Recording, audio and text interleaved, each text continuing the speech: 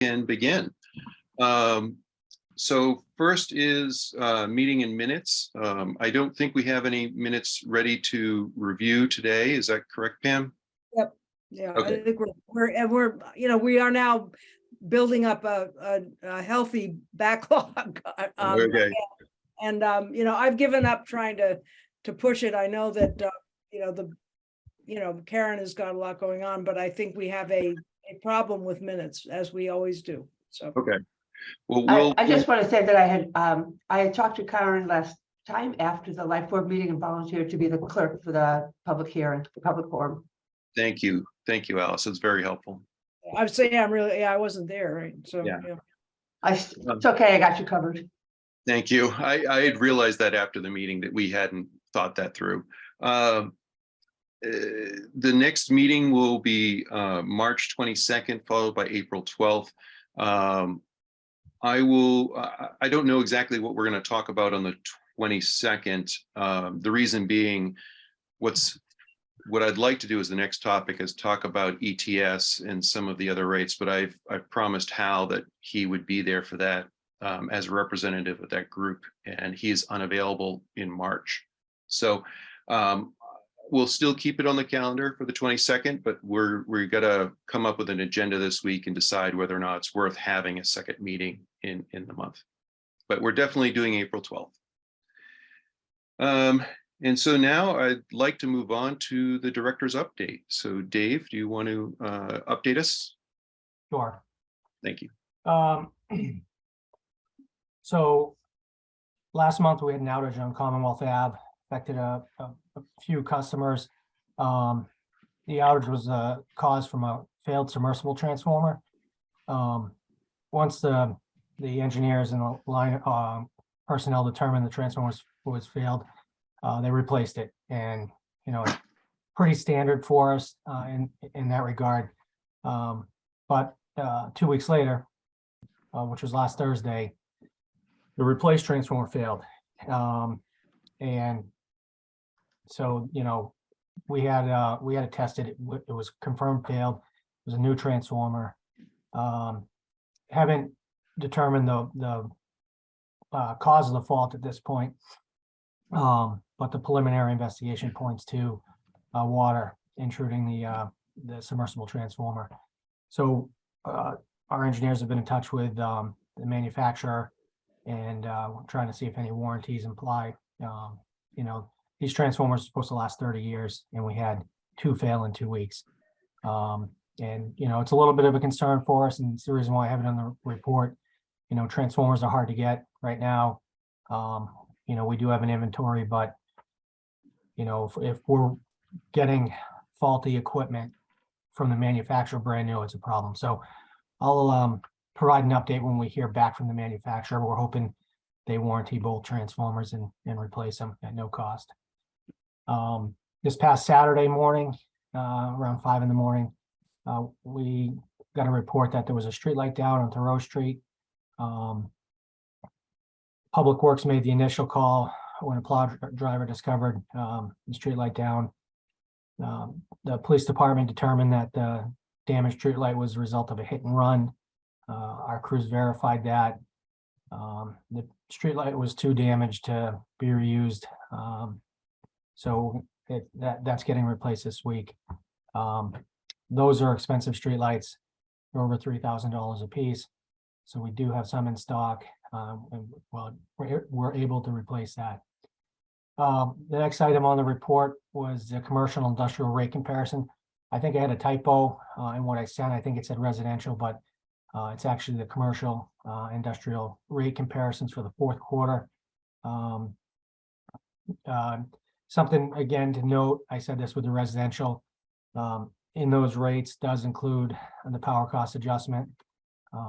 So rates are a little high, but there's an extra 5.9 cents in there. On the energy management side, in an article describing CMLP's heating and cooling coaching services was featured in American Public Power website and published in APPA's e-newsletter, Public Power Current, on February 14th. CMLP received a grant from APPA to pilot the service in 2021 and 2022. We had a customer respond to an email letting her know that the EV miles and EV level 2 rebates had been processed for payment. And she said, wow, that was quick. Thank you, Laura. We already have an electrical lawnmower, snow blower, 2 heat pumps, and now an EV. Next project will be solar panels if and when we need a new roof. I can't tell you how many family and friends are so impressed with how progressive Concord's electric company is. It surely sets an example for the rest of the country, with much appreciation for all the work you do. So it's always nice to get positive feedback like that, and I thought I would share that with the board. It's collection season. We haven't been notified of a 1-month delay on collections. So if that holds true, the winter moratorium will end on the 15th of March. Revisions and program changes to delinquent and disconnect notices have been made. Each customer service representative manages and collections for all accounts in their billing cycles. We have 3 cycles. So it becomes a pretty busy time of the year for the team. On the residential side, on April 6th, delinquent notices will go out. And the first potential disconnects would be on April 20th. Commercial, we've resumed year-round collections effort after the pandemic. You might remember that we paused those. On March 9th, delinquent notices go out. March 22nd, first potential disconnects could happen. Beginning the year-long review of commercial accounts for deposit requirements and contract information. And then we do have one account with a significant accounts receivable for electric and water sewer. It's a total of 97,000. 69,000 is for electric and 28,000 is for water sewer. And just a note, we cannot disconnect nursing homes, but we'll request deposits and irrevocable letter of credits moving forward. And that's my update. Great, thank you.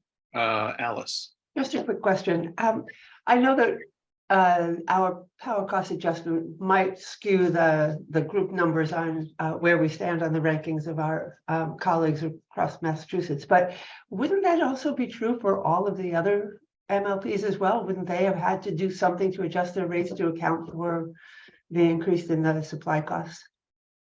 Yeah, I can't speak for each MLP or IOU, but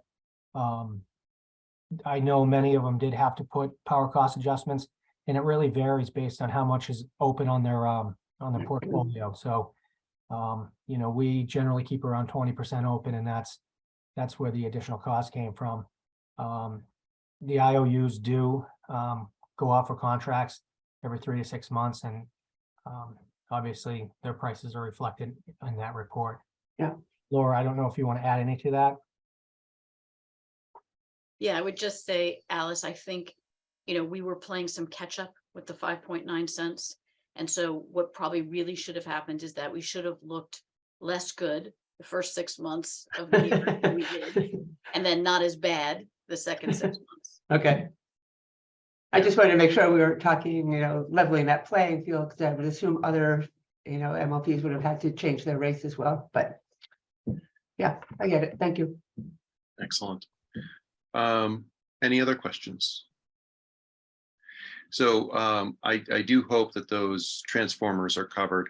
That seems like a real, you know, waste to work with that manufacturer if their products go in the ground, last a few days, and then are dead. Yeah, I mean, they're one of our preferred transformer manufacturers. So, you know, we really got to Hope they work come through. Yeah. All right. So moving on, I'd like to do the broadband update. Jason is. Yep, I'm here. Oh, there you are. All right, great. Thank you. Yep, no problem. A few updates today. First, I want to mention that the telecom technician recruitment is going really well. We have finalists, and we're in the end stages of preparing an offer for that candidate. So that's good to have that position filled. That is the position we're who actually installs new customers and fixes fiber ONTs when they're broken.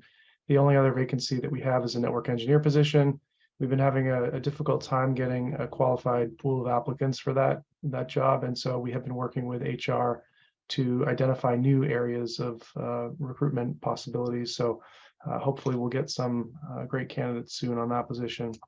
I want to provide an update on the Affordable Connection Program, the ACP, which would provide a subsidy of $30 a month for eligible customers.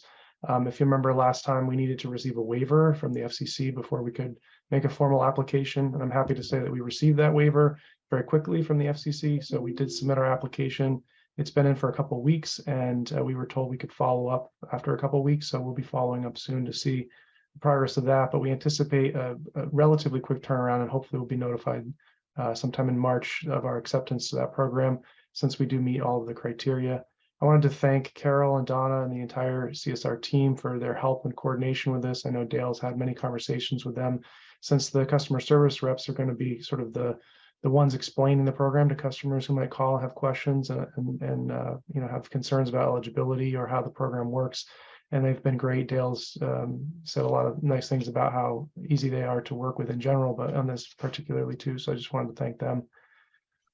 Next, I wanted to turn to an incident that happened on February 14th for a broadband network interruption, and just explain kind of what we know and what's going on there. I put a more in-depth summary in this month's update, which I realize I haven't posted on the website yet, but I will shortly after this conversation. So basically what had happened is in early February, we identified a customer who had requested faster speeds, and when provisioned, couldn't get those speeds that were set in our system, and that does not happen. And so we reached out to our hardware vendor named Calix, and they recommended some troubleshooting steps that we did, and it did not fix the issue. So they recommended more troubleshooting steps, and that did not solve the issue. And then they recommended some steps that would impact other customers. It was a relatively small group of people, about 25, and the CSRs notified them all via phone to let them know that this work was going to take place. It's only going to be about a 2-minute interruption. And so they were moved essentially to a different port on a different device. Everything came back up. Everything looked good. Our staff went back to the light plant, and then the phone calls started coming in that people had an interruption service, much larger group than this 25. And so we re-engaged our hardware vendor to find out what was happening. And it's been unfortunately kind of a similar story for some of the recent issues that we've had, in that there are multiple switches that operate in a ring topology. They all talk to each other in a certain way to make sure that there's resilience on the network. And that ring topology depends on a lot of requirements and software to be configured a particular way. And it's sort of difficult to get going, but once it's going, it's supposed to be able to weather any trouble or hardware failure so that we maintain a reliable service to the customers. But that ring is not stable right now. And so sometimes some sort of configuration change will cause instability in the ring, which will impact customers outside of sort of the initial pool of people. Every time this has happened, this is the third time in a year that we've had something. And again, sometimes they're very small and isolated with a small group of people, and sometimes they're like this event where it's a much larger group of people. But each time we do an after action sort of deep dive into what happened, and they pull logs and try to understand if is it a problem with the hardware, is it a problem with the software, is it a problem with the configuration or how we have things set up. But each time sort of these incidents are treated individually as opposed to collectively as a group. So we did escalate this to the highest levels within the company to ask if we could get some sort of on-site review. And I'm happy to say that they are sending a senior engineer on site next Thursday and Friday of this week to take a look at what's going on with. Uh-oh. Waiting. Our broadband lead has frozen. Are you back? Oh, Yeah. sorry. Was I frozen? Yeah. Can you hear me now? Yes. Sorry about that. What was the last thing that you heard? That you are having the Engineer? company come back on site Okay. Thursday and Friday of next week. So they'll be here this week for 2 days and get to the bottom of what's going on and be able to at least give us a higher confidence level that we understand what we're seeing and the behavior that we're witnessing. We do have a replacement plan in place for this hardware, and it was scheduled to happen next year, but we are looking at those timelines to see if we can shift some things around and make sure that we're ready in case the recommendation is, we just need to go to a newer generation of equipment. It's always been the plan, but and this new generation of equipment would have many other benefits in terms of speed and resilience as well. So it's always been there. It's just, we do have this equipment, it's under contract, and it's supposed to be running in a particular way, and it's not. So the company also apologized. They've had some turnover with the pandemic and everything. And I think that historically they had been more present and on site and, responsive for sort of issues like this. And so they're sort of pulling their team together at all levels to make sure that we and our community feels comfortable that the design and the equipment we have in place is going to be able to handle the load that we have and not have any issues. So I did also want to mention that we've been posting updates to the website on the maintenance page just to sort of explain what we know when we know it, because people do have questions and they want to feel good about the fact that people are working on this and that it's not just like, oh, sorry, we had a blip, and then move on to the next day. We take these things very seriously and we monitor this constantly. We've had probably a dozen or more calls with the company to try to get to the bottom of this and pull different data to see if there's something configured incorrectly. So I just wanted to stress all that. And in general, I'd say that we feel much better about where we are today than we did after some of the previous incidents when they were very focused on that particular issue, when we were trying to say seems like a larger trend. So and then the last thing I just wanted to mention was installation fees. The board had approved the recommendation to waive some installation fees for repeat customers that had already paid the installation fees.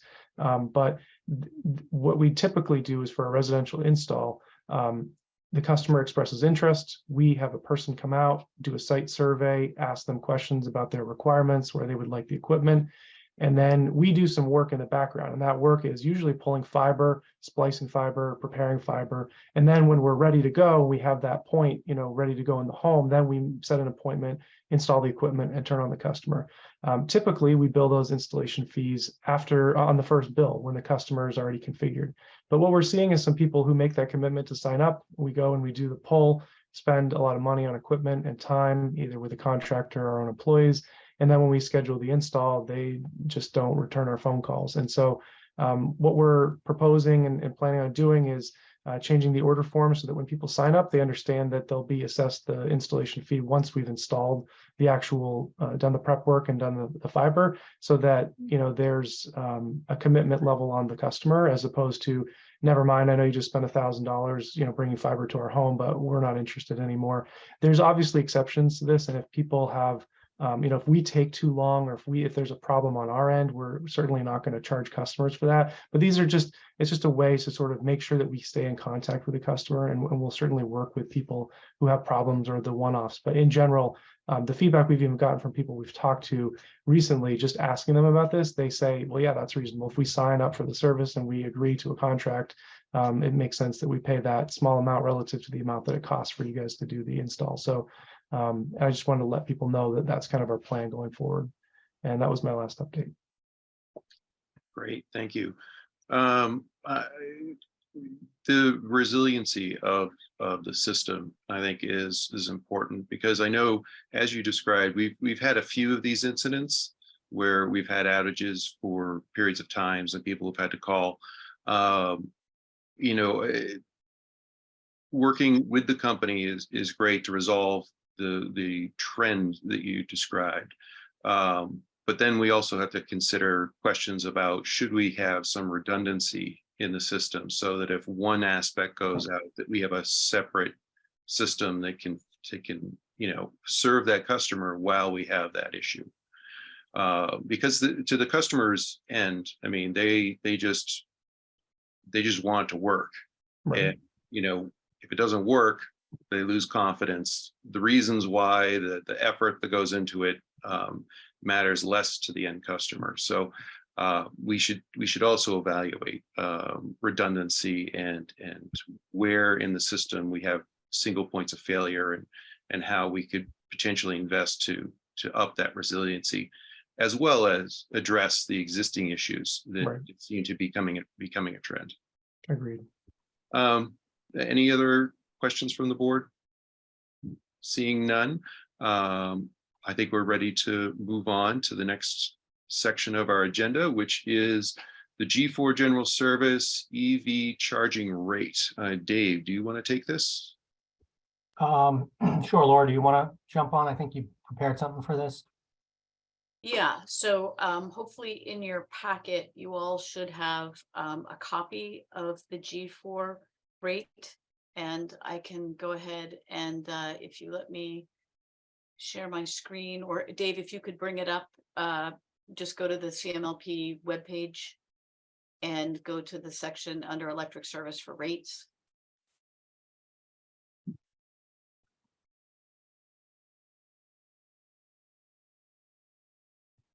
There we go. Yeah, okay. So the issue at hand here, if you scroll down a little bit, or maybe zoom out so we can see a little bit more of the language, is in whether or not customers are going to be charged a meter charge to be on this rate. And you can see the way the language is written is it says the monthly meter charge shall be, there's a meter charge listed, okay? $18.50 if the demand on the second meter for this rate is less than 20 kilowatts, $54.60 if the demand is between 20 and 200, and $441 if the demand is more than 200.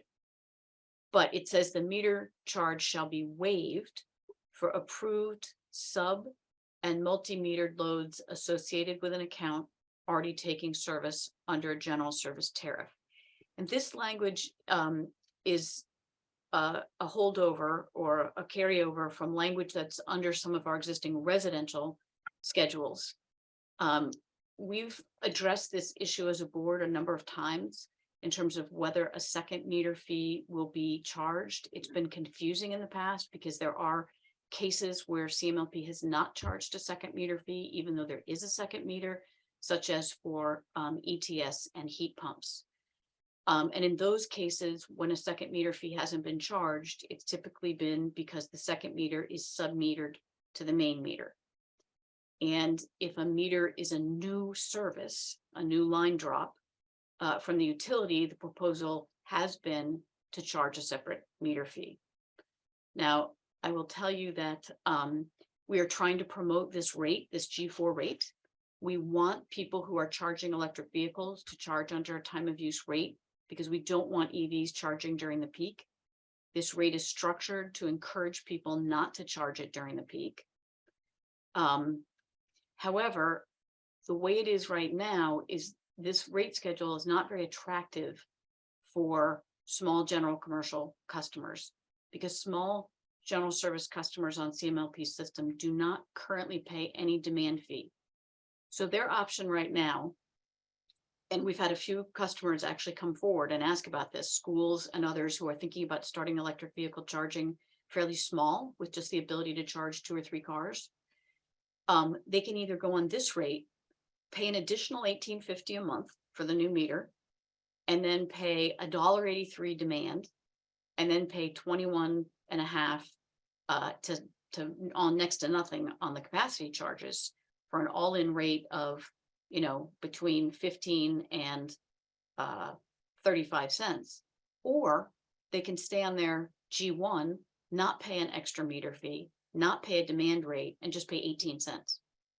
So I've had to advise at least 2 customers now that have come forward asking about what their options are for electric vehicle charging, not to go on this rate, because it would be cheaper for them to charge their EVs under the G1 rate. Cheaper for them, but worse for the electric utility, because under the G1 rate, those vehicles have no incentive to stay away from the peak. So other CMLP customers will be picking up the entire price tag if those vehicles are charging during the peak. So I see this, this meter fee as problematic to begin with. And it's confusing, I think, to customers when they read this. Am I going to be charged it? Am I not going to be charged it? And so this is why we're bringing this issue in front of the board. And Brian, did you want to make a recommendation on this? Yeah, so this rate is designed for exactly what you described, which is to incentivize good behavior when charging vehicles, because you know, commercial EV charging happens during the day. These are people who charge at work, and those are the times which we could experience these peak events that cost us a decent amount of money. So I think that we should remove the meter charges from this rate. But I do want to also ask that with our cost of service study, that we develop a meter charge for a second meter. Something that focuses on just, it doesn't collect for things like cares and other things that we're putting into the meter charge as we raise our fixed collection, but just things to maintain that second meter, the cost of the meter, the cost of servicing it, and so forth. Something that would be more like around a $5 a month fee to maintain a second meter. Something that didn't collect for all of the other accounts that are, not that we want to collect per customer, not twice for the same customer. So does that make sense, Dave, in what I'm requesting for the cost of service study, to kind of develop the second meter fee so that we can have an option to collect for having a second meter, but not have it be punitive to the customer? Yeah, we can certainly talk to the consultant about that. Yeah. And, yeah, I think it's a good point. We should be collecting something because, you got to recover the cost of the meter, but maybe it's not the full amount. So I think a consultant could help us there. Yeah. And I think for this rate, which is really the old style of incentive rate, I think removing the meter fees is going to make this more attractive to those G1 customers. And my only concern is if, say, the hospital decides to put in a $100,000 DC fast charging unit, which has large demand on our system, and we require a new service drop. If that unlikely scenario happens, I think we come back and revisit this as for those meter charges for that G3 customer, because that could be a big expense on the network. But I don't want people to view this rate as punitive. Your thoughts, Dave? No, I agree. It's definitely, Laura can speak to it better than I because she's been dealing with the customers, but it's not that attractive. And the intent is to have people on there so that they're not charging during the peak. Yeah. Alice. I have two questions. Earlier you said, we're talking about this is for commercial charging and that most of that happens during the day, but the peak isn't until 4 p.m, and it's only an hour left of the most people's workday. Is that a significant consideration for us? I mean, we could say at 4 o'clock, your charging needs to be done, or you get charged this other rate as a peak, because people usually arrive pretty early. They leave by 5. We're talking about 1 hour peak. If we could curtail that by other means, otherwise the peak rate doesn't have much implication for the overall charging of those commercial places. That's my sense. And the only other questions about the rate for the fixed cost recovery for second meter. We have gone back and forth around the cost, how much we should be charging for our meter charge. And the last cost of service study said we should be charging $75 or some number. I think that was the number for the fixed cost, and that should be embedded into the meter charge. We've never done $75. And as far as my recollection is, and I know Laura's going to set me straight on this, is that whatever that distribution is of fixed versus variable doesn't impact the overall bill. It's cost neutral for how we apportion those costs across a meter charge versus other charges that we already collect.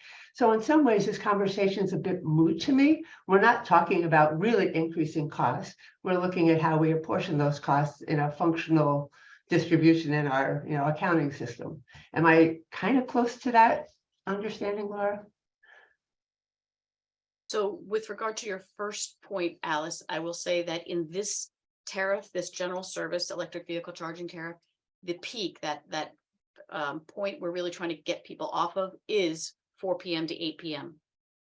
So if, as you say, like office people working, 9 to 5 or 8 to 4, whatever, largely could avoid that. And you can see the pricing and very much encourages them not to stay plugged in after 4 o'clock. So it is a narrower peak associated with this tariff than there is with, say, our current time of use pricing on the residential. So we've focused on that, and hopefully that answers your question and meets your needs. Well, Laura, sorry, I want to add to that. Yeah, so what you described is what this rate was designed to address, which was giving that signal to the customer to not charge at that 4 o'clock hour. The problem is that the meter fees make it unattractive. So they stay on their G1 rate, which is a flat rate throughout the day. So they're not getting that signal if they don't get onto this rate. And that's what we want to encourage. So signals, by the way, don't just happen because nobody's watching the rate change throughout the day. It happens because we communicate and we encourage and we work with the corporate leaders to say all cars must be detached from the charging, except in extreme circumstances at 4 o'clock. I mean, it doesn't happen because people are watching their bills, wondering how much it's going to cost to charge for that last hour of my day, my work day. Just saying. So it's incumbent on us for education and outreach and how we communicate, not just that it's not a rate. We just need to put in place this stops at 4 p.m. so people know unplug. All right, Laura, did you want to address the second question? Maybe we should ask the other board members to weigh in because they might be talking about this point before we go on to the next one. Okay, sure. Warren. No, my point is different, so I'll wait. Wendy, do you have a point? Well, no, I just wanted to support your perspective, Brian, on having a meter fee, but have it be separate and apart from sort of the standard meter fee, because the intent here is that this is a secondary meter charge only. And if Dave and Laura can come up with something that's reasonable there, I think that makes sense. And then the other point is we are going to have this other discussion around the meter fee later in the agenda. So we should hold that discussion, right? Yeah, and that was going to be my next point on Alice's comments, is that we did design the meter fee to collect more and more as a fixed charge. The issue is that these customers would be getting 2 of those and all the variable collection. So it is an increase to their bill. It isn't neutral. Warren, did you want to? Yeah, this is a small point to what you were saying, Brian, about revisiting this if somebody installs a fast charger. I think rather than take that approach, we should put something on here, just an asterisk or something that says, a special fee may be charged if a company installs a fast charger that makes special demands on the system or something like that. So we have a paper trail to say to people that that's different than the normal chargers that people might be putting on. Laura, what do you think of that? Do you have language you would like? I don't have it ready at hand, Brian. I think that's something we would just need to put together, probably in consultation with engineering and Dave to see how best to word it. Dave, do you have any opinion about whether that's appropriate to put on the tariff? Yeah, we should talk about that and get back to the board on it. The one thing that I don't think was mentioned yet is that this rate does apply to multifamily units as well. So the board's up to speed on that. Great. Pam. I just picking up on Warren's point, I was thinking alternatively, I think some sort of indication of there could be a tripwire for a very heavy, a big system, like I think your example was a hospital or something, but could they study whether we could actually put a fixed number on when that tripwire might occur? in your study, Dave? I mean, the more specificity, I think, the better in preparing for that eventuality. Yeah. Dave, do you want to share your thoughts, or I think that's correct. I think we should have some kind of statement that says demand above 200 kilowatts, may need consideration for other fees, or something that states at what point will CMLP deem, other fees may apply.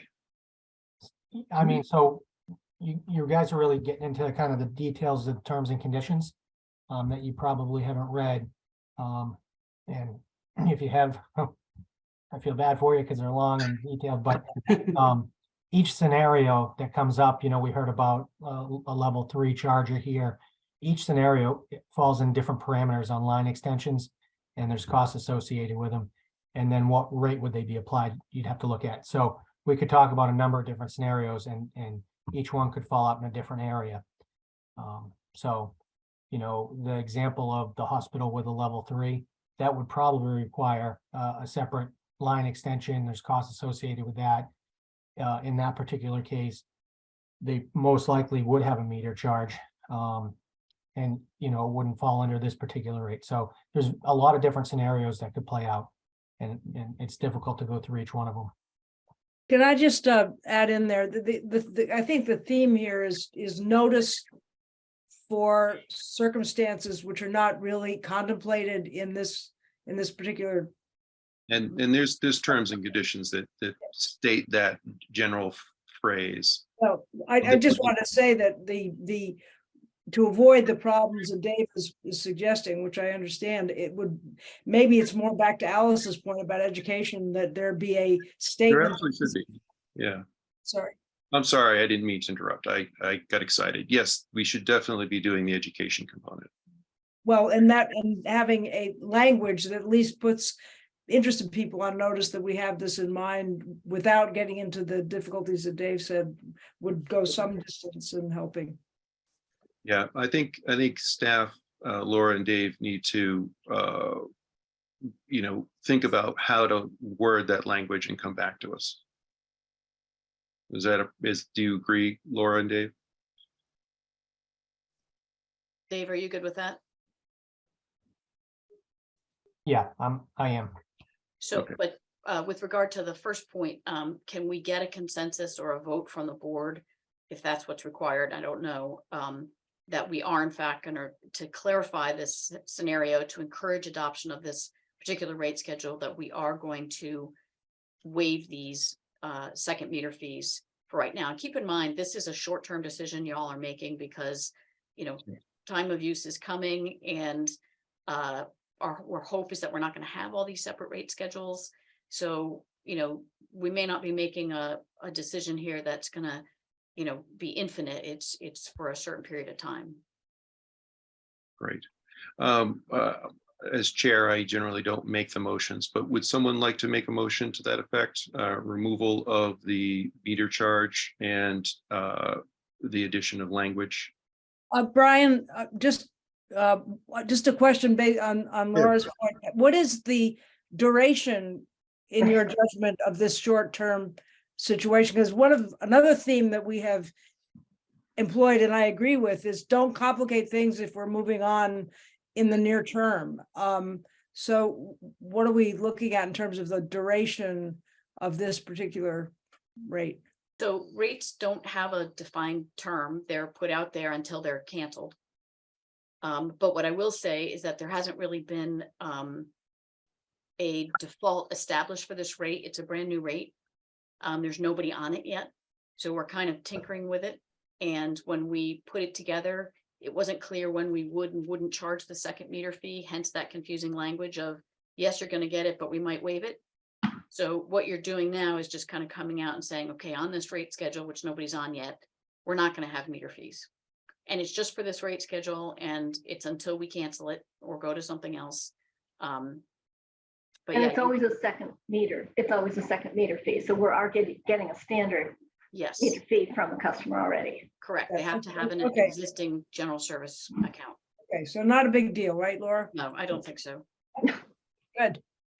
Other than establishing precedent, which, we don't like to not charge meter fees when when in fact it is a second meter. And I say, just for complication's sake, let's waive this one, but then let's do address the larger issue of when a second meter is required. And I'll just point out that when we go to time of use, I know we like to think of, okay, all the special meters are going to go away and everyone's just going to have one meter, but that's actually not the case. We have customers right now who have multiple meters, not sub meters, that unless they did a whole bunch of rewiring in their house, will continue to need multiple meters. So this idea that we should establish a rate that just covers the incremental cost of the meter and doesn't carry a second burden of CARES allocation and other fixed charge allocation is probably a good one that will be able to stick with us, that we will be useful even post AMI, because we will have situations in which we will have multiple meters. Yes, I think that's excellent. I mean, so I'll make a motion, but when would we want to make this effective? Like, I don't know how quickly we can do this. no one's on the rate, so I think we could do it as soon as Laura could turn it around and provide a new rate Well, schedule. So removing the meter fee is simple, could be done today. Okay. But if we need to get back to the board with any of this special language that we've been talking about, we need a little bit of time to think about that. And I think what Dave is saying is that it may be some of the concerns you're raising here are covered already in the general terms and conditions. So we may not need to add any special language for, caveats to this rate. But maybe we need, I don't know, Dave, if we're ready to make that determination now, or we need some time to think about that. We need a little bit of time to kind of go through it. Okay. So in terms of actually, I can remove the meter fee immediately, but in terms of that special language, I think we need at least to go to the next meeting. Yeah, I think if you guys vote to remove it, taking it out of the tariff isn't difficult. We'd have to file the tariff with the DPU. And so the earliest that we could probably do that would be April 1st. Having been the one who requested the special language, I wouldn't see any need for the board to review it.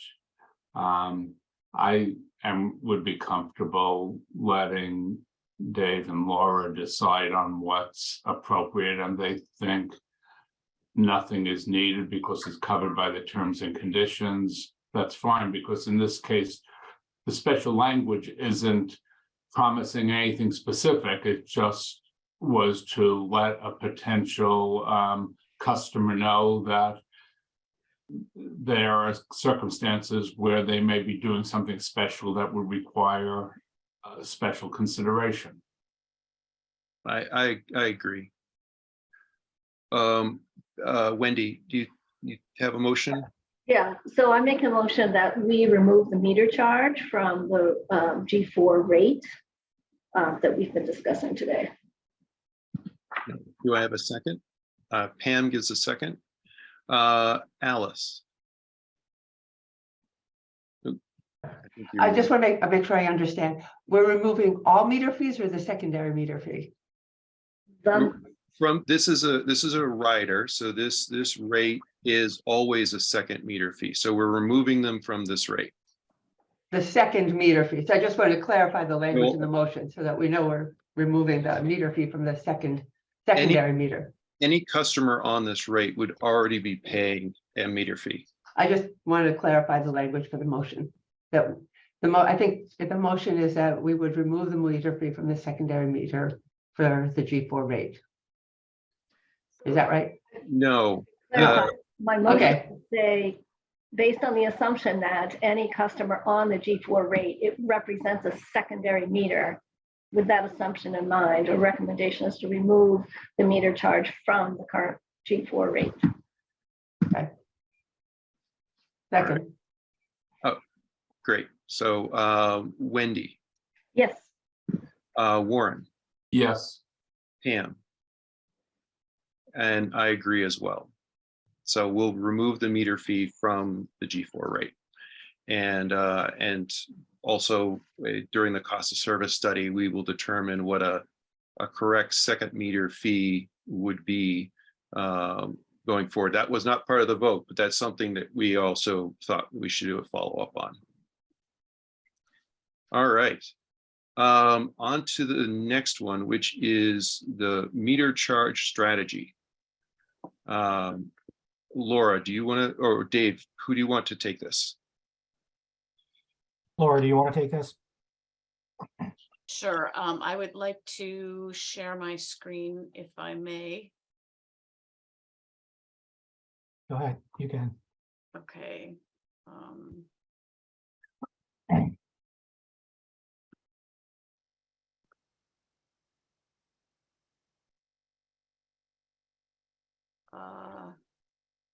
No, screen 2. Okay. Do you see an Excel spreadsheet Yes. here? Okay. So, if you all remember, when Baker Tilly last did the cost of service study, they identified that to pay for all of CMLP's fixed charges, a roughly $120 per month customer charge would be required. That includes about $50 worth of energy related demand and transmission fees. Okay, so if you subtract 50 from the 120, that's where you all are remembering the roughly $70. That's not power related for our fixed charges. Okay. It's Well, it would be helpful if you just simply in the cell next to the 119 did a little equation that says 119 minus the 51. Yeah, great, thank you. so that $70 is made up of about $2. This is according to Baker Tilly, meter operation and maintenance. $265 in meter reading, $935 in billing. Okay. These are charges. I'm sorry, I'm going a little bit all over the place, but if Brian had recommended that we all watch a video that was available of Hingham's last cost of service study presentation, which was performed by Utility Financial Solutions.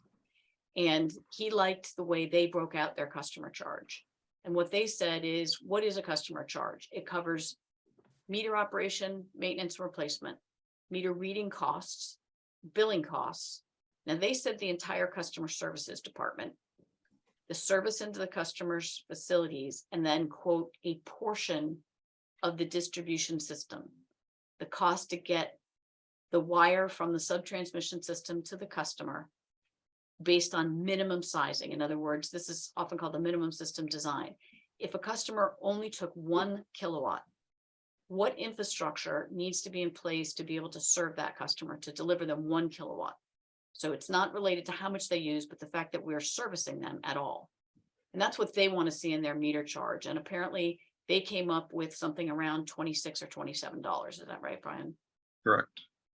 Okay, so if we apply this thinking to what how Baker Tilly broke out our costs, we're talking about including the meter operation and maintenance, the meter reading, the billing, which is a total of only $14 if you add those 3 items. But then we have particular costs that maybe Hingham doesn't. We have about $9 a month that we spend on CARES. And what is CARES? CARES is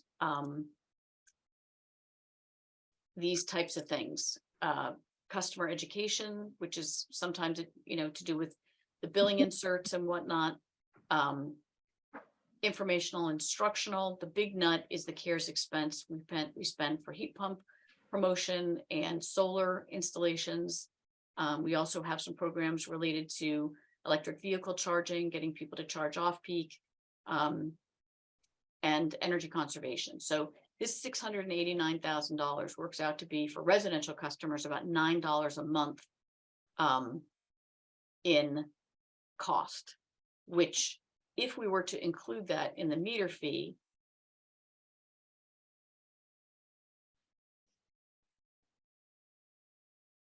I'm sorry. You If have we the don't, AMG. we don't include that in the meter fee. We pull that out and pay for that volumetrically. But we do include an allocation. This is essentially for the billing department. Baker Tilly did it a little bit differently than Hingham, but this 1450 is essentially the, overhead for the billing department. So if you add up these 4 things, you get $28 a month. Now, that doesn't include any money for the minimum system design.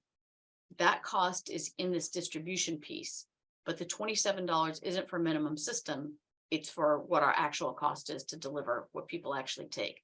I'm sorry, this is so confusing. I should have done it differently. But anyway, the point is that the $70 can be broken down further into charges that we definitely want to collect in the fixed meter fee. What Hingham says should definitely be in there, right? These things for the $28.50. And then we're going to have a consultant or someone help us tease out of this $27 how much would be attributable if we want to go with the minimum system design philosophy of putting that in the fixed charge and the rest in a volumetric. So I think we may want to go with this. I had proposed back in April of 2022 that this collection, and I sent, I believe, this around to the board, this collection be recovered in the following way, that we charge $60 in the fixed charge, and that we collect about another $40, $37.68 in a demand charge. That demand charge has proven to be very controversial with this board. There are some who don't believe that we should have a demand fee at all for residential customers. So even though this was recommended by the consultant for a time of use rate, that may or may not be the way we want to go. This is a philosophy discussion that the board needs to have. Do we want to collect some of our expenses through a demand fee for residential customers, or strictly from a fixed meter charge and $1 per kWh? And if we do just the fixed dollars and dollars per kWh, how much needs to be in the fixed charge? Can it be only $28 and the rest of the costs are collected through a variable mechanism, which, by the way, doesn't get us to our goal of not having any risk of not collecting the revenue requirement in years when we don't sell as many kilowatt hours, but has the benefit of not burdening low volume customers with too much of a fixed charge. Now, I mangled that badly, but I'm hoping that some kernel of something came out of that. Hopefully, I don't know. I'm sorry. I wish we could do it, but here's where we are. Let me give an overview of the discussion topic that we're trying to have. So the 6826 that you see there on Laura's spreadsheet, we're trying to have a philosophical discussion. We could do the industry norm and have a meter charge of $6 or so, and everything's collected variably in the per kilowatt hour collection for that $68.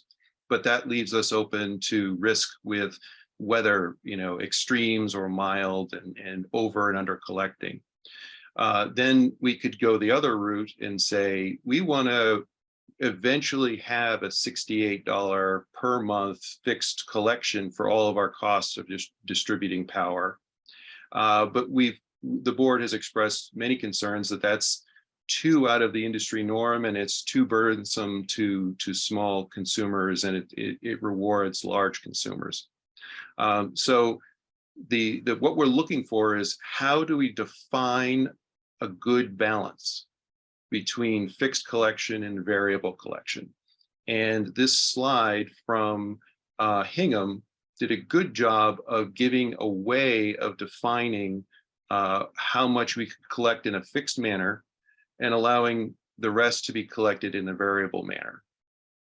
So the question to the board is, what are your thoughts on this kind of definition, this minimum system definition, in the fact that it could be a way for us to set an upper limit of how high we're going to bring that fixed charge up eventually? Does that make sense to the board members?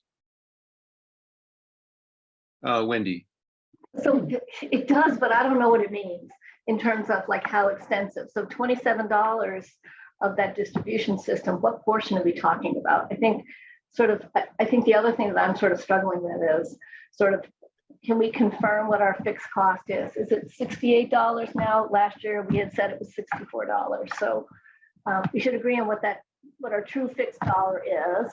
And Well- then I feel like we still need to talk about the concern about the small customers, right?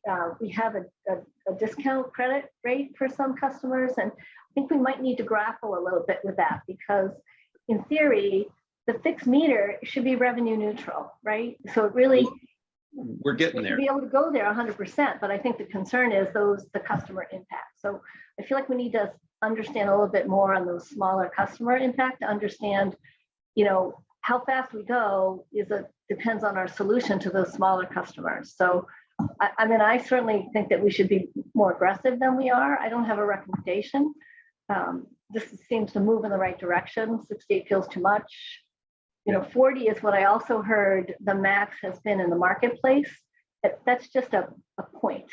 It doesn't mean that we have to go there either. So So with regard to these numbers moving around, Wendy, Yeah. I will just say, so this cost of service was done back when we were doing, I think, a 2020 or 2021 revenue requirement, right? So, and the one I did on the other slide was updated to be the next year. And so, right. Okay. but I don't want to get us too bent out of shape on the exact Right. number, because it will be done in a proper manner in a cost of service study. But Yeah. when we're talking about orders of magnitude, it's Right. roughly $70. Yeah.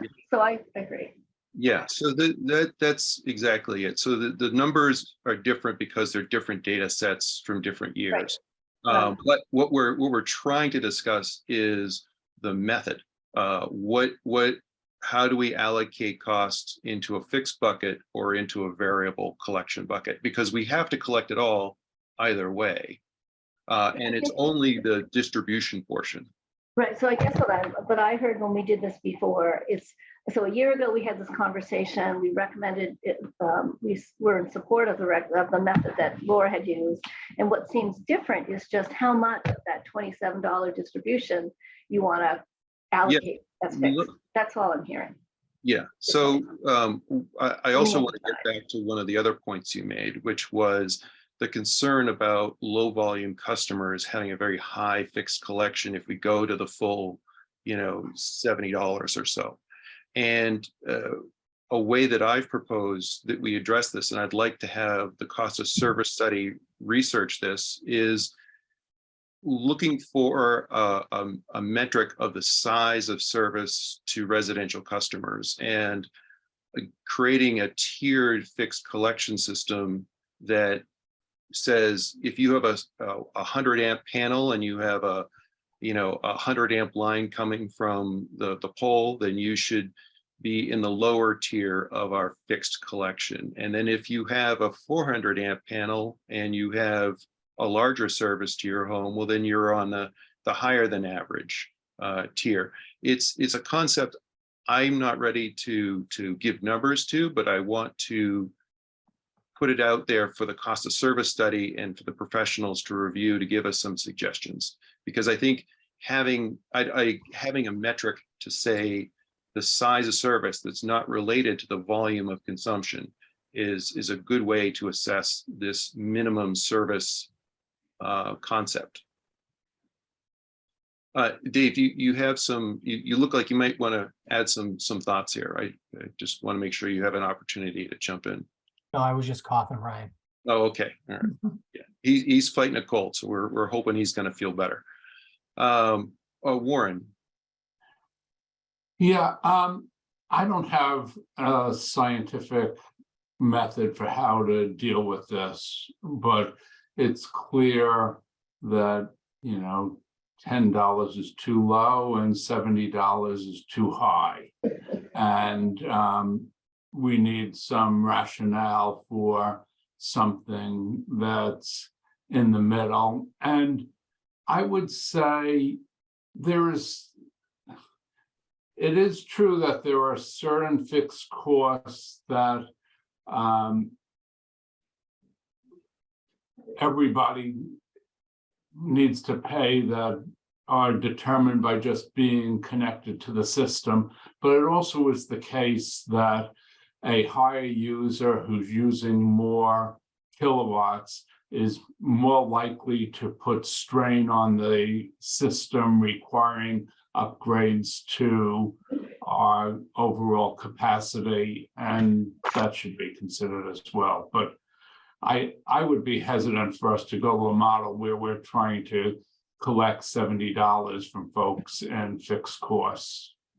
Yeah, so I agree as well that we can't put the full $70 as a fixed collection. I know some desire that, and it is the best way to guarantee that we meet our budget.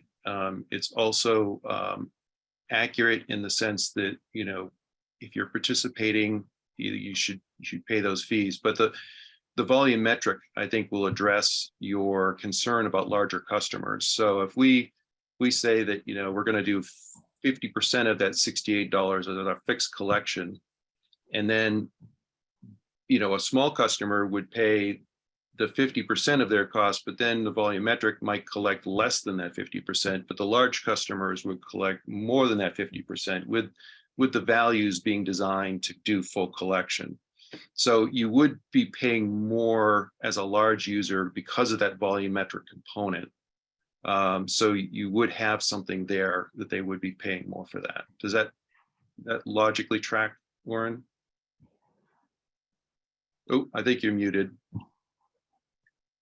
Yeah, that makes sense. It just seems really hard to figure out how to do this in a rational, scientific manner here. Yeah, which is I maybe will come up with something, but it doesn't seem easy. well, when Hingham gets their written report on this slide, we'll have more detail in how they scientifically allocated this. That Yeah. What defines a minimum system design is a very important point to clarify. Alice. Thanks. So my question, or it's not really a question, I don't feel equipped to make the hardcore analysis of the different rate structures, but I would support that we in our next cost of service study detail what we're looking for here and look at the range of options for us to respond to.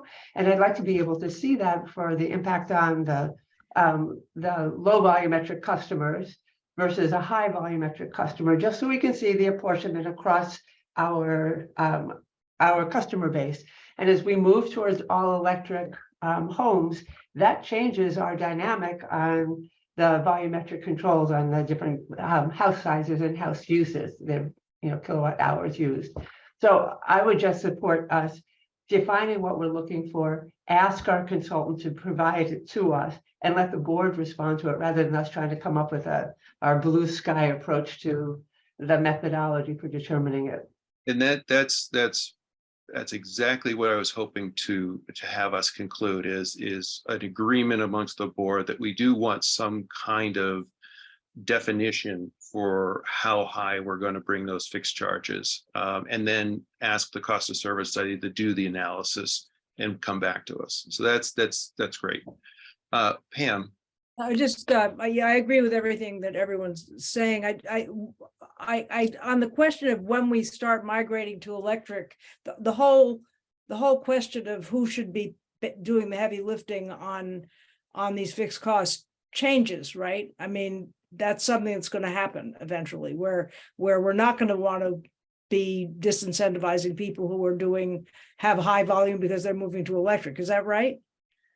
This is not, it's about fair collection and reducing risk more than it is about incentivizing behavior. So we want to make sure the fixed collection ensures that our budget gets collected for routinely, no matter what the weather is.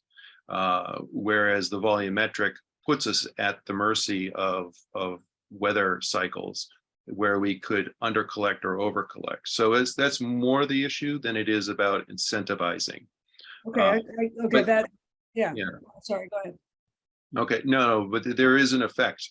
If you're a small customer, the higher the fixed goes, the higher your bill goes. The more volumetric, if you're a large customer, the higher it goes. So, and the inverse is true. So it is something to consider, but this is something where we need a third party to do the analysis to tell us the results. But this discussion was to help us kind of define what we feel is, is the minimum system design a good philosophy to set a maximum target for the fixed collection versus the full 70. That's what I want to hear from the board. And it sounds like people generally agree with that, and we can go back and do the cost of service study, come back with more analysis.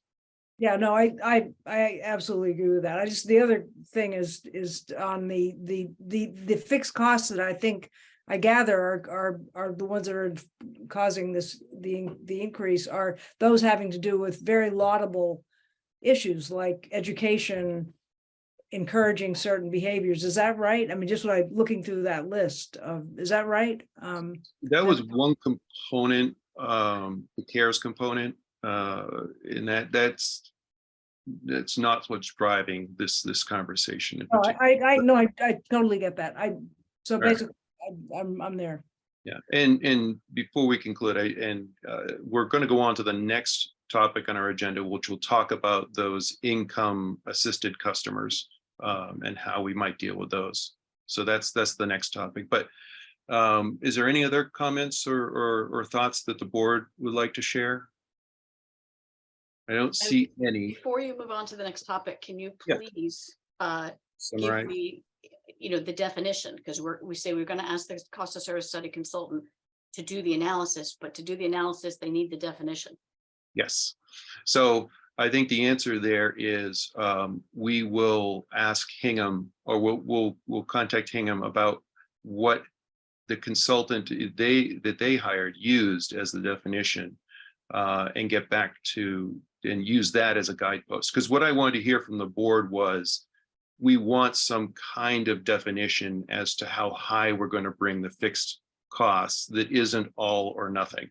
And I think we've got that in that sense that they agree with the minimum system design concept, but the details we need to go investigate. I don't think we can provide the details here because I don't think we have that level of knowledge. Okay, so what you're saying is you want the consultant to come back and give you different options for what you could and couldn't include, rather than us going today and saying, okay, does the board feel that CARES expenses should be collected in a fixed or variable manner? Does Right. the board feel that overhead should be collected in a fixed or variable manner? We're gonna ask the consultant, and we're gonna see how Hingham has done theirs, and then we'll have a better concept of what we're asking of our consultants.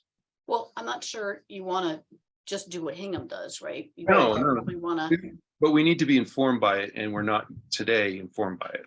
Yeah, I mean, I can tell you what Hingham did. I know Mark Beauchamp. I know the guy who did the cost of service study, and what he did was he did a minimum system design and he did a cost analysis of that. I don't know how involved it was, but he's basically pulling a portion of the distribution system out Right. as Yes. the minimum system. But I feel like if we just go to the consultant and say, give us all the different ways we could slice and dice this meter charge, and then we'll pick from the smorgasbord that gets put out, it would be, there are an infinite number of possibilities, right? To the way to do this. It would be more helpful if the board philosophically came back and said, look, in general, we feel that things like heat pump incentives and solar incentives should be paid for in a volumetric manner, or they should be paid for in a fixed manner. And we say that overhead like salaries and pensions, which are big expenses for the light plant, should be collected in a variable or a fixed manner. I mean, just philosophically, it would be good to know sort of which way the board is leaning on those issues. I think we're not prepared to have that discussion. I think that's we would have to go prepare that discussion to go line items or categories. But Alice, your thoughts? So I was going to recommend that Brian and one other person from the light board work on a cost distribution among fixed and variable rates, and that the board allow you to make that decision. So if there are two people who are willing to do that and sort of set up what is a fixed and what is a variable that we be looking for, I think it gives Laura what she's looking for to be able to work with the consultant and the consultant, the guy, the guardrails from which he's supposed to create the various structures for I our think- rates. I think that's a good, No, I was going to just comment that we went through this a year ago. I feel like we made some of these decisions already, but it's the Well- devil in the detail on how much of that minimum that's necessary. So I think Alice has a good point. If some people can go offline and make a recommendation and come back, that might make the most sense.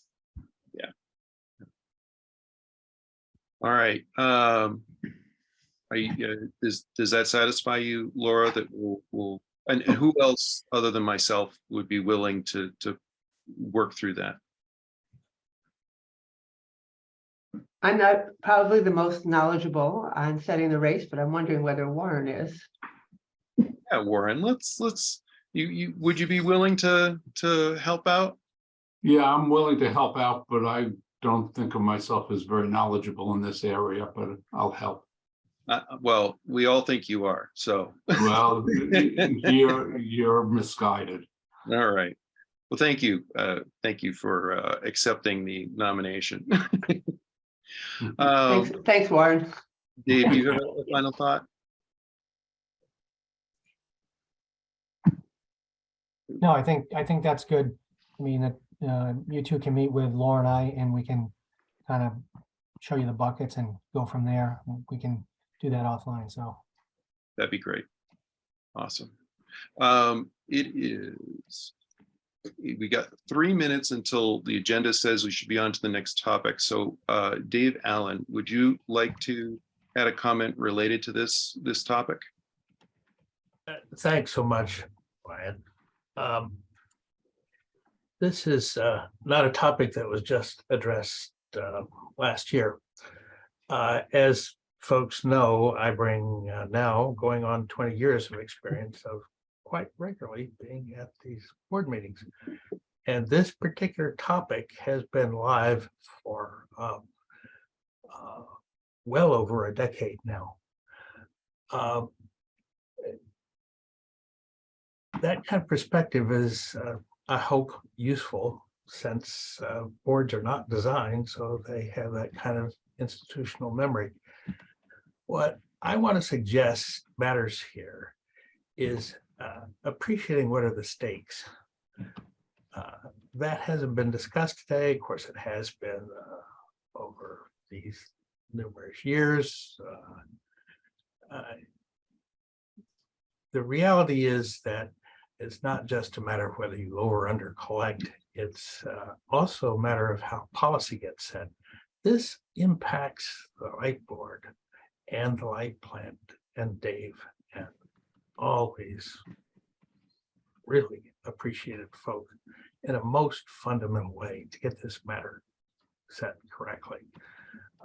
I sat through a year of discussion of struggling over a policy regarding solar, actually, because there was a failure to get this number correct, the fixed versus the variable.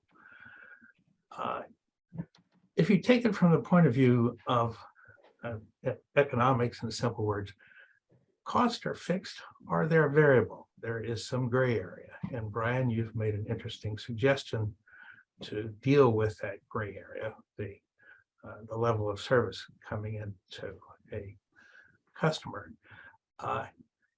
It doesn't make sense to say just because everybody else is doing X or some number like $70 is too high.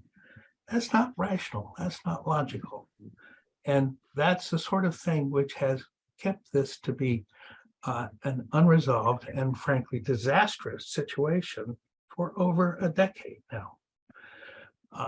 Concord can see its way clear to approach this on a sound, logical basis and get some answers. I very highly commend doing exactly that. It's nice to have Hingham. Thank you very much. Concord can also hold up a torch here and say, here's a way to go forward. Just because the rest of the industry or some others are doing X, Y, or Z, does not say that's what we are to do. We need to be clear-headed about it. Costs are fixed, or they're variable, or they're in that gray area. And I think you set an excellent path here to try, in Concord's case, to identify that. And if the number comes out to be $70, then it's $70. And finally, I'll wrap here. We've known from the beginning of this discussion that you can't hit the lower volume user with a dramatically high fixed charge. That just isn't okay. So you have to make some provision in this. It's been clear from the beginning of these things, going back again over 10 years, that the only way you'll get this right is by making an adjustment there. Once again, you've made an interesting suggestion about how to do that, the level of service. I personally will look forward here to seeing an approach in which Concord provides some leadership. Most appreciative that this looks like we might get there. Enough. Thank you. Excellent. Thank you. Pamela, do you have a quick comment related to this topic of fixed collection?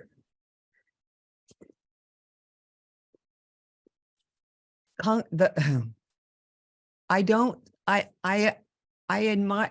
admire that we have to figure out how we charge for the service so that the light plant can survive when we get to the idyllic time in which all energy is electric. We've electrified everything and we have entirely green supply. And in order to get there, we want to incentivize behavior to do that. I don't think you can avoid the term incentive. There is no, like David said, there is no right or wrong way to distribute costs for things. You can make good arguments for doing all different types of things. But what you need to look at is what is the behavior that results from the kind of rate structure we have. Exactly like Laura said, she had to advise a customer not to do the G4. That's right, because it was more expensive for them. That's incentive. It has nothing to do with how much that service actually costs. Alice, I understand the desire to have a revenue neutral way of distributing costs that are unconnected to incentivizing behavior, but that is not possible. All rates incentivize behavior. On the average, not with individual people, but as a group, they do. So you have to aim at the goals of incentivizing people to do the things that we want to do. One, build all electric homes. 2, use electric vehicles. And 3, install solar with battery backup whenever possible. And the last thing we have to do is make those actions more expensive than not doing it. All right. Thank you, Pamela. So fixed and variable rates. Are you all done, Pamela? Need and also they need to happen gradually. Yes. Yeah. So when you achieve what goal you want to aim at, you often need to do it gradually. Also, you need to aim at generating more revenue than we're actually spending, because the light plant is going to have to make massive investments like at the middle school And that needs to not be a shock to the ratepayers, although the ratepayers are going to have to pay for it. So Pamela, I want to stick to the topic that we were discussing in the agenda, and I think you're drifting off of it. So please. Rates is let's the move on topic, with- isn't it?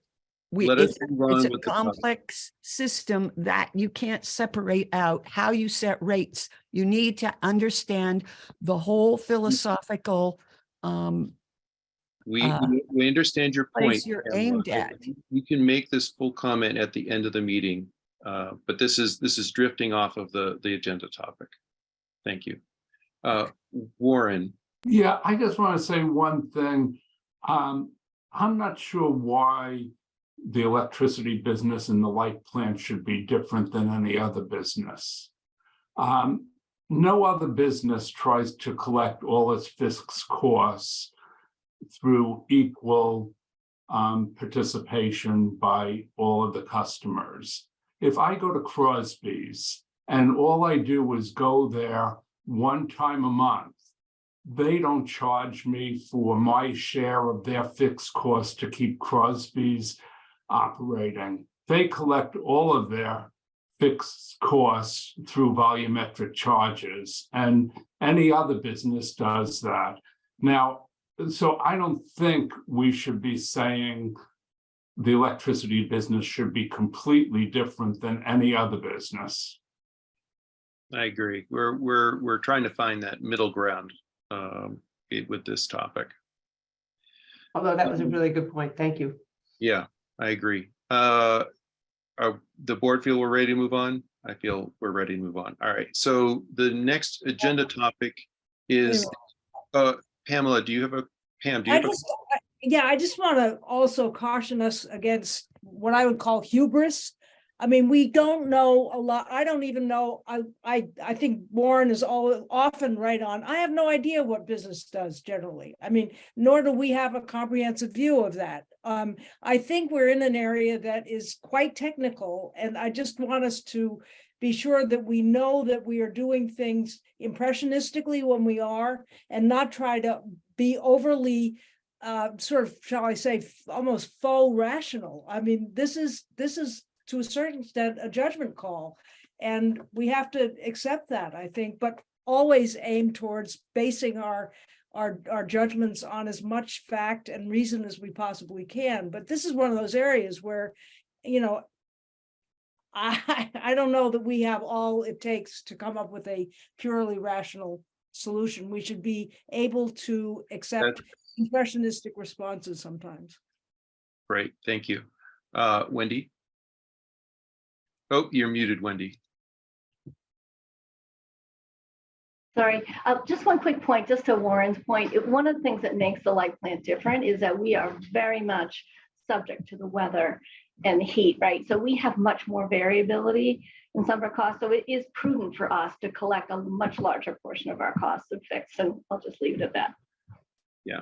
So again, the point of this topic was to get a sense of the board if they liked or didn't like Hingham's design and as a big picture. And I think we have agreement on that. So I'm going to move us forward to the next agenda topic, which is the residential assistance rider with the TOU strategy. So this is not about changing the assistance rider today. This is about talking to the cost of service study and doing the analysis on how do we deal with the time of use structure. I'm willing to take this topic, but Laura, do you want to take this? I don't want to preempt you. No, Brian, go right ahead. Okay, thank you. So today our assistance rider is a credit per kilowatt hour, and that works well when the fixed cost recovery is low, but as you raise that fixed cost recovery, that becomes less and less effective for those low income qualified customers. So I'd like to get the board's feedback on a concept where we, in this rider, that we cover the full cost of the meter fee, the fixed collection, and reduce the variable support that's offered in this rate to make it neutral So we're offering the same amount of support, but what this does is it gives more support to income qualified low consumers and less support to low income high consumers.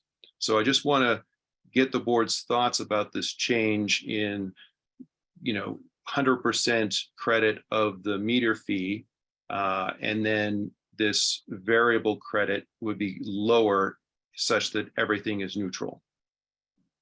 Warren. Yeah, I don't know if 100% is right, but your general approach seems a good idea. That reducing the meter fee seems a good approach to giving income subsidies to folks. Great. Alice? So I think in general, I believe that's true and I would agree with it. But here's my concern. When I think about people who are income eligible, most often they don't own their own home and they don't own the systems that the home that they're renting comes with.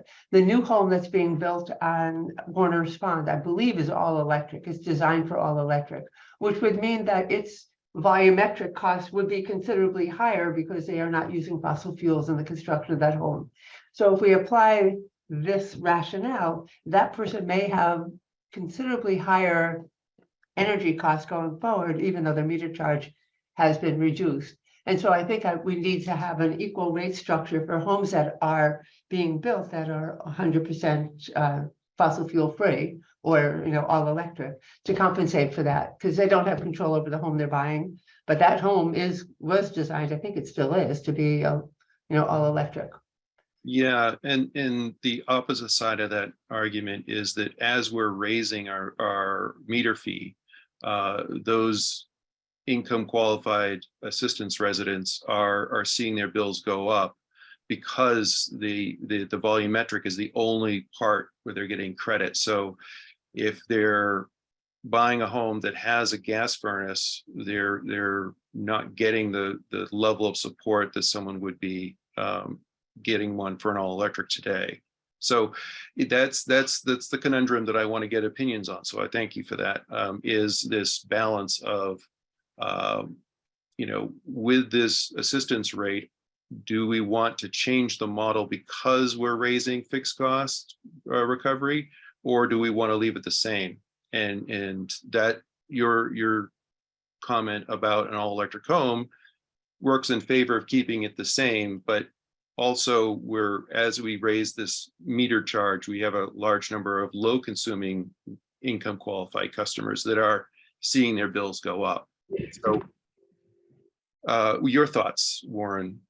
Yeah, I wonder if we're getting ahead of ourselves here, that it seems like what we need to do is first decide how the time of use system is going to work, what are going to be the fixed meter charges, and then be able to see several sample low-income customers, how different ways of addressing their income needs would play out. It's your proposal, which in general seems like a good idea, would be very different if the fixed meter fee that we ultimately arrive at is $10 than if it's $70.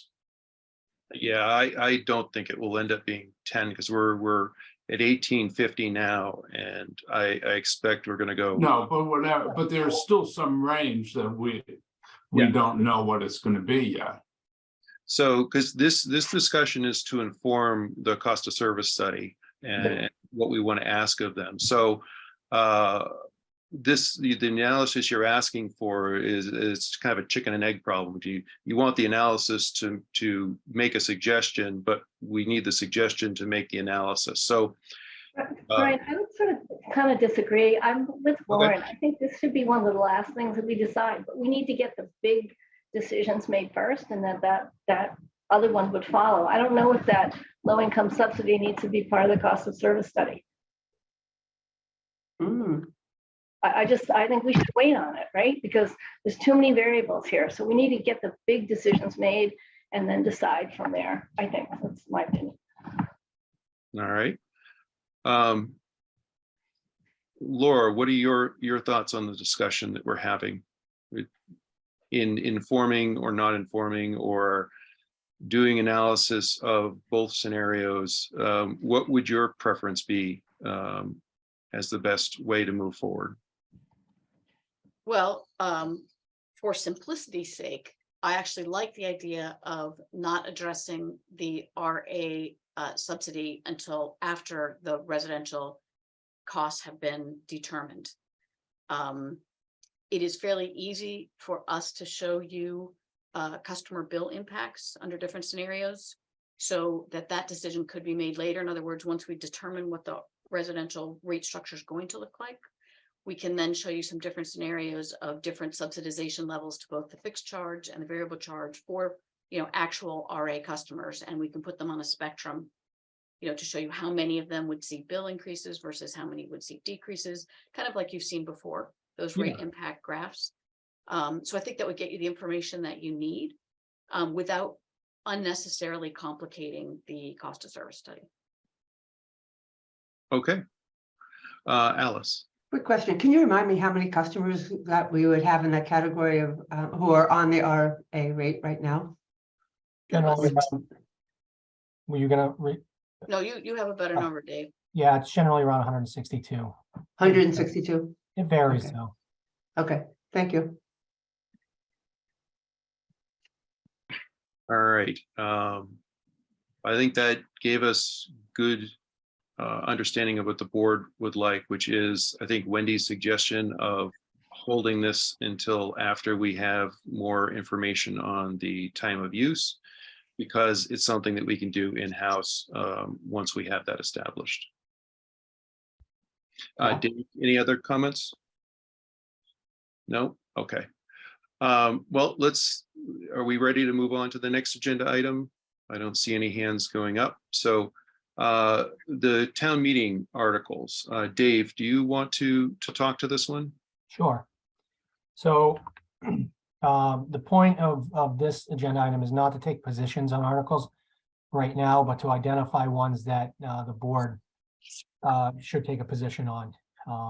And there's a few, I think, that you may be interested in. There's two articles related to classification and compensation. One is Article 5, and that is in the warrant right now. Article 6 is a class and comp article as well, and the intent is for Article 6 to be moved and Article 5 not to, assuming the consultant is done and completed their work. Now, if the consultant isn't finished in time, then Article 5 would be presented at town meeting.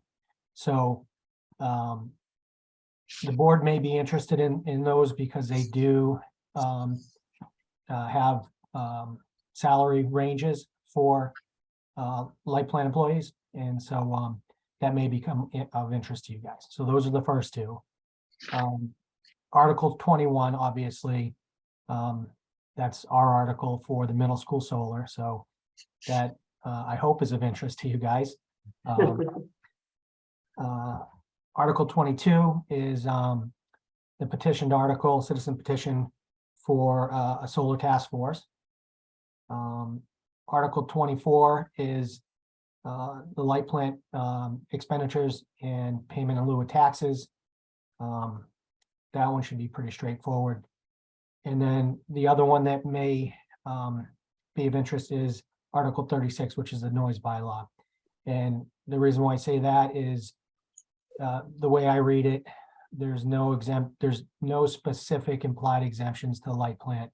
And obviously we have to be able to go out and make repairs in the middle of the night, and our trucks do have noise with them.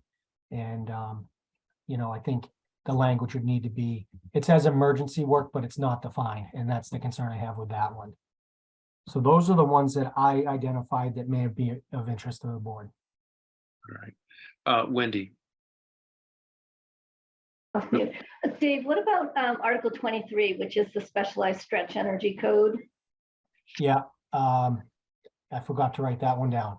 That I haven't read it yet, so yeah. But I would think in the past the board has taken a position on the stretch codes, so I would add that one too, yeah. Okay. And I guess to your point, we haven't usually made a reference on the compensation ones, but it might be worth a discussion about what's being proposed in there, not necessarily right now, but maybe there's some insight you can share on that one. Yeah. Yeah. And I think we only have potentially one more meeting before town meeting, right? right, Unless we have this other, I was going to meeting say, in this 2 might be weeks. the agenda item for the 22nd, like Yeah. later this month, particularly the in-town solar yeah. task force one that I'm assuming we're going to have more discussion on as well, right? So that's exactly what I was thinking, Wendy, is the 22nd. But we have the 22nd and the 12th before town meeting. And actually, I think we also have one in April, just before town meeting. Sure. Any other articles that you think may be relevant from any of the board members? Well, those are the ones I reviewed. I don't see any. Are we ready to move on, Dave, to public comment? Yeah, I think so. Great. So if you want to make a public comment or a liaison comment, please raise your hand. Wendy, you've got your hand up. Oh, I'm quick, sorry. I just want to bring to your attention, I'm not going to be here on the April 12th meeting because I'm going to be out of the country. But I also want to remind this board that I am the representative of CMLP on the Financial Advisory Committee. That committee unfortunately just deferred its meeting till the same week that I'm going to be away. So I'm going to miss that meeting, but I want to just remind the board that you're going to need to appoint somebody after I leave. If someone's dying to join, it might be good to go to that April meeting, but certainly not a requirement. But just want to remind you all about that. Great, Okay. thank you. Thanks. I think we'll do an email about that, Wendy, as follow-up with the board. David Allen. Again, thanks, Brian. Yeah. Just to clarify, one of the fundamental points is that the light plan can, I say again, can accurately identify fixed variable and those that are semi-variable, not the reverse. I did not say you can't do that. Second of all, on the question of graduating the change, as Alice pointed out at the beginning of that discussion, the change does not actually change the amount collected. So there's no need to be graduated about it. This is false thinking that it's supposed to be graduated. What you do have to check is the impact once there's a change on different classes of users. Laura did that analysis in the last cost of service study. That's crucial stuff. Finally, on comparison, for instance, with being the general manager of a supermarket like Crosby's, if you want to make the comparison to get some value out of that, let me suggest you imagine a supermarket that has only one product. Only one product. Supermarkets have thousands, some of them tens of thousands of products. And then ask yourself, so if you were general manager, how would you set your pricing in a case like that? And of course, that's not the only comparison. Onward with this, I really do look forward finally to the light plan getting its hands around a leadership position on this fixed versus variable question. It will make a difference, a large difference in the management going forward. Again, thanks. Great, thank you. Mary. Thank you, Brian. I just wanted to let you know that at the Monday night select board meeting, we started very preliminary discussions on what our recommendations would be on certain, on all warrant articles at town meeting. And for some of the select board members, they really want to hear from the light board, their recommendations specifically on Article 22. So I'm hoping that you can, in fact, come to a recommendation at your March 22nd meeting on that article. And likewise, the Article 36, the noise one. I think any advice that you can give to the select board would help us. So if you could possibly tee those up for the 22nd, that would be helpful to us. That's the first thing I wanted to say. And the other thing I wanted to say is I'm glad to see that you're looking at the residential assistance rider, because again, I'm hearing a lot from people, from constituents, that they want to make sure that when we go to the time of use, that is still in place. So thank you for looking at that. Thank you. Excellent. Thank you. Mark. Hi, thanks for taking my comment. A couple of things on the G4 rate.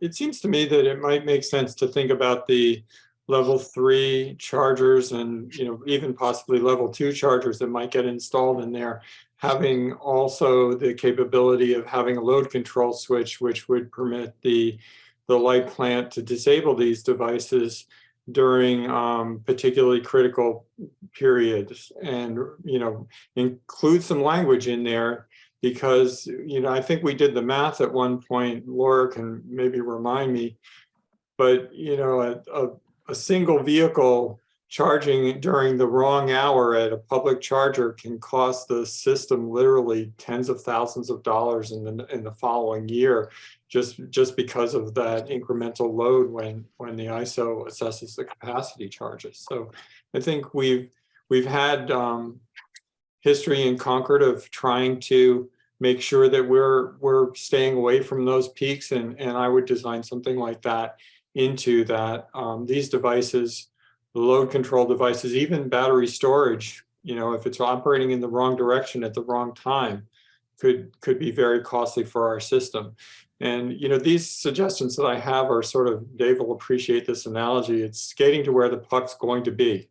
He's a hockey player, and he knows what that means. You cannot be looking in the rearview mirror when you're playing. Or likewise, I think that's part of an expanded SCADA system, which just means automated controls that's associated with what needs to be done to make our system more resilient and more effective for the future.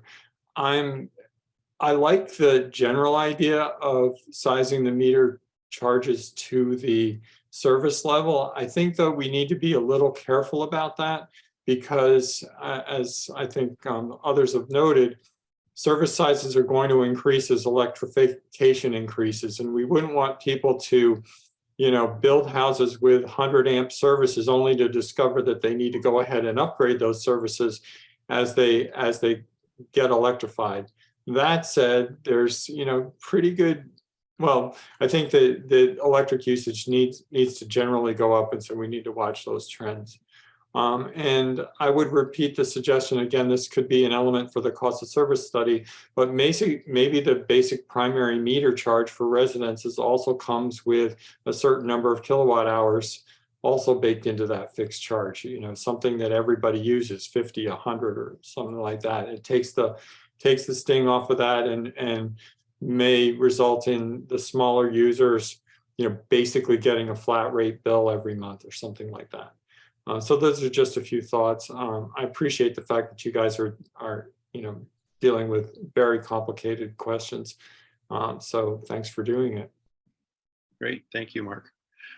Dean. There we go, got myself off of mute. Dean Banfield, 73 Walden Terrace.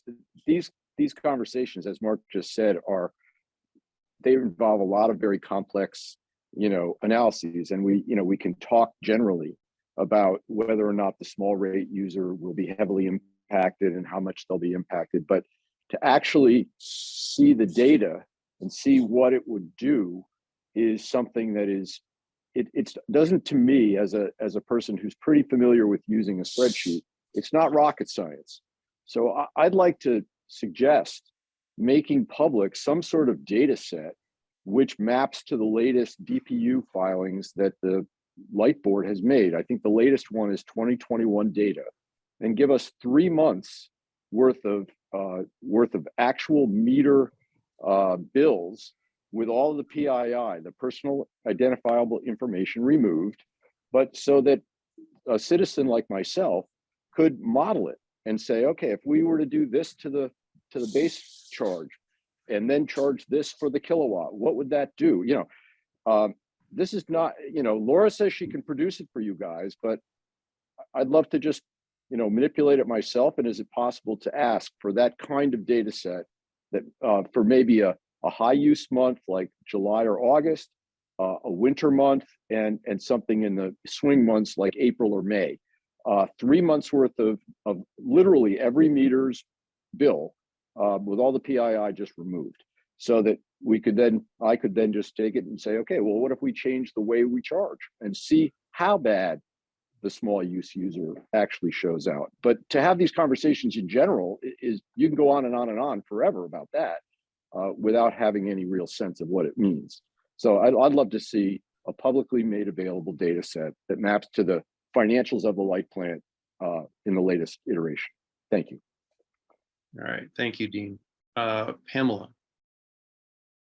13 Concord Green. I forgot to do that before. I think the idea of looking where the puck's going to be, look what we want to have in the future, and then design rates to encourage that to happen, or at least to not discourage that from happening. Because right now we've got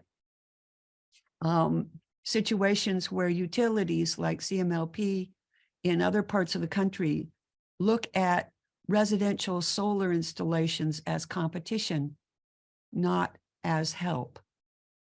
And I think that the light plant ought to have the same benefits that Laura did such a good job of trying to make clear, of all of the locally generated solar power, whether it's through us or not, as Concord's effort to decarbonize energy. And that should be the benefit of the light plant, not just the things that actually financially benefit the light plant. And right now, for instance, in California, the electric utilities, in an effort to recover some of their fixed charges that they're not getting any from solar installations, have added fees that make it nearly uneconomical for residences to add solar because of the monthly charges to be connected to the grid. And that's incentive not to add solar. And we don't want to get to that here in Concord either. Right now, there are people who we don't want to make an all-electric building cost the same for electricity as a gas guzzling McMansion. Right. So yes, thank you. Concord has done a lot to incentivize solar. I don't think we are similar to some of the other punitive utilities in Right now, I've talked to, have we talked to Tesla about like the storage, the battery storage for the middle school, or did we only go with one? Well, we're going to go through a bidding process, and hopefully a company like Tesla would put in a bid, but that's up to them. I think you would need We to work with ask. Solar Design Associates on the engineering of it. And will our meters be work to make a local virtual power plant for people's batteries and It's a hope for the future, school but buses? that's not related directly to the meter project or the current middle school. But it is, if the meters are incapable of doing that, that's a So problem. the meters are they would provide the data necessary. They're compliant. And is there other infrastructure that we need to be aiming at to be able to do that? Yeah. Also, I don't can't you need to answer- have incentive prices for adding battery backup now, not just solar? All right, thank Because you. every new solar installation needs to come with a battery backup so that you can then do that. Grid balancing. The same with the school buses. All right, thank you. Any other public comments? Seeing none, is there a motion to adjourn? Motion to adjourn. Great. Do I have a second? Second, I'll give Alice the second. Pam, Yes. Alice, yes. Warren, Yes. Wendy, Yes. and I agree as well. Thank you all for a good Thanks. meeting and finishing Janet. before the time. Bye.